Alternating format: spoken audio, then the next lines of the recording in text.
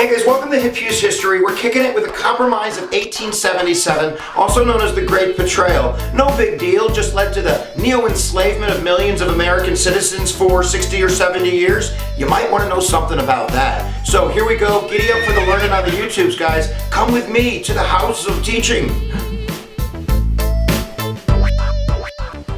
Alright, context guys, we're talking about the presidential election of 1876, and in 1876 you still got mad Reconstruction going on. The South is in turmoil in terms of occupation, you have Union troops still there, you have Redeemer Democrats, scallywags and traitors, you have African Americans that are trying to exercise their legal constitutional rights, 14th, 15th Amendment, and things are going a little bit cray-cray as we set up this election. So the two candidates are a Democrat. You might think the Democrat's from the South. Not. It's Samuel Tilden, who's from New York, but he's a Democrat in the sense that he believes in a limited role of the federal government. He supported the Civil War Union forces, but he was always very critical of Abraham Lincoln and what he saw as kind of tyranny of the central government. It's like a classical anti-Fed kind of thing, and definitely a states' rights, Southern Democrat kind of thing. And you have Rutherford B. Hayes from Ohio, a Republican, but I want you to think not as a Republican like 14th Amendment, 15th Amendment, radical Republican. He's a cha-ching,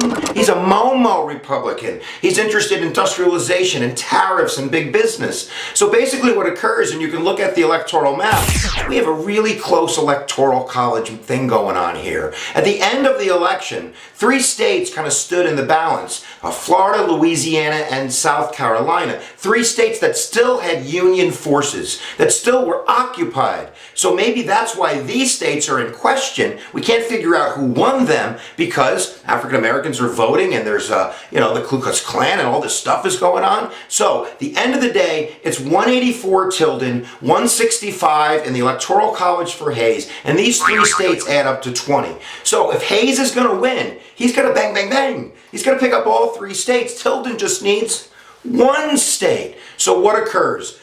We set up an electoral commission to decide who's going to win these three states. And this electoral commission, made up of 8 Republicans and 7 Democrats, supposedly is making an unofficial deal between the Republican and the Democratic Party. This is the compromise of 1877. So 2 days before inauguration, we're talking 48 hours, on March 2nd, 1877, the electoral commission announces who the winner is, and surprise, surprise, it's Rutherford B. Hayes. So at the end of the day, what's going to happen, right? Hayes is going to win. Rutherford B. Hayes takes all 3 states. You can see it right there, electoral map, right? Bang, bang, bang.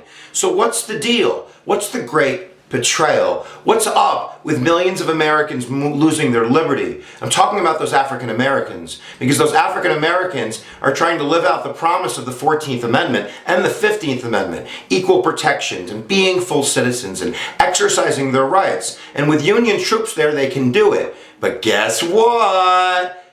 Psych. That's part of the deal. The first part of the compromise of 1877 is those troops are going bye-bye. Now, Hayes always kind of supported that idea anyway, I'll tell you, but they wanted it done immediately. And Grant actually started taking out troops before Hayes even took office. So that's number one. So if you're taking like an exam or something like that, the answer is usually Reconstruction's over. It's over. The dream is dead, right? African American rights and the 14th Amendment, that's not going to be enforced by the federal government or the Supreme Court, really up to Brown versus Board and into the 1950s and 60s. So Jim Crow, hello. Rights, goodbye. Liberty, see you later. There were other couple parts of that deal that you need to know. The South wanted somebody in the administration. They end up with David McKendry from Tennessee as the Postmaster General.